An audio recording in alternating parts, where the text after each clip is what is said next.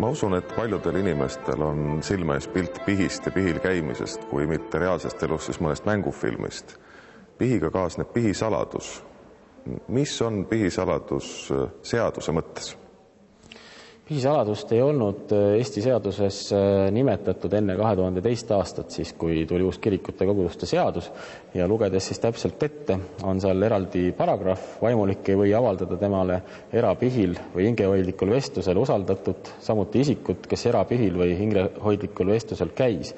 Et konkreetselt see paragrahv sai Eesti seadusesse sisse Soome seaduse eeskujul, kus tegelikult see regulatsioon on pikem ja ma vaatasin õiguskomisjoni protokolle, kus menetleti seda uut kirikute koguduste seadust.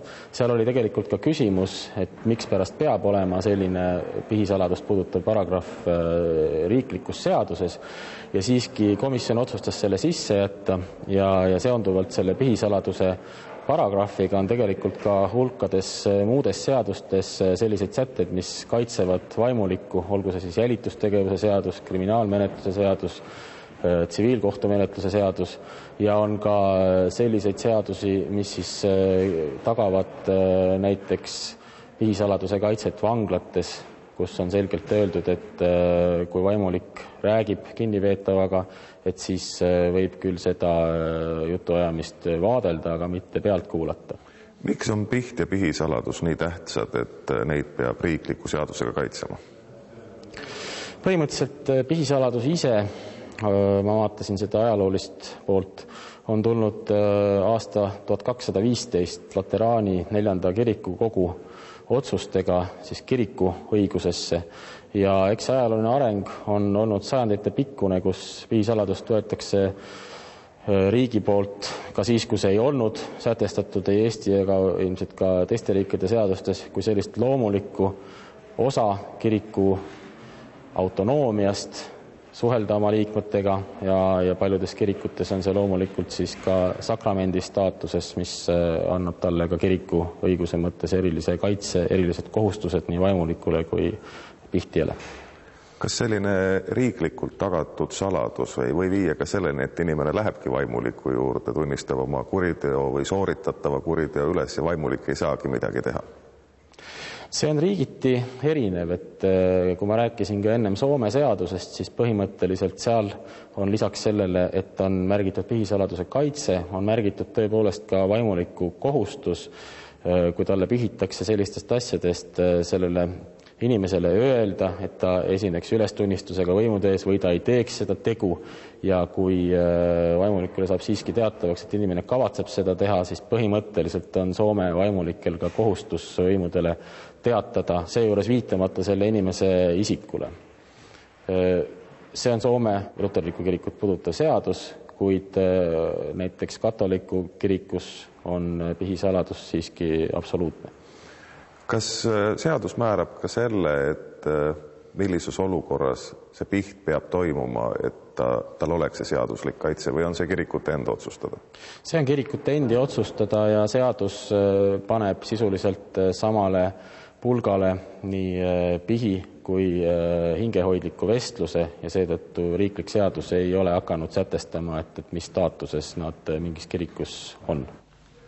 Jag bekänner inför dig, helige Gud, att jag ofta och på många sätt har syndat med tankar, ord och gärningar. Tänk på mig i barmhärtighet och förlåt mig för Jesu Kristi skull vad jag har brutit.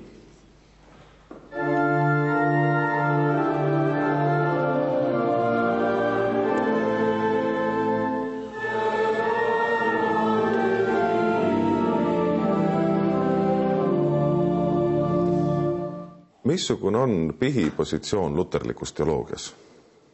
Piht on võib-olla üks selline teema, mille on olnud päris palju vaieldud, et on ju erinevad väiksed katekismused, on need, kus piht on eraldi sakrament ja need, kus ta on üks armalaua sakramendi osa. Et mõned on öelnud, et luterlik kirik võib-olla tunnistab 2,5 sakramenti. Om vi bekänner våra synder är Gud trofast och rättfärdig, så att han förlåter oss våra synder och renar oss från all orättfärdighet. Amen. Millised on luterliku kiriku pihipraktikad?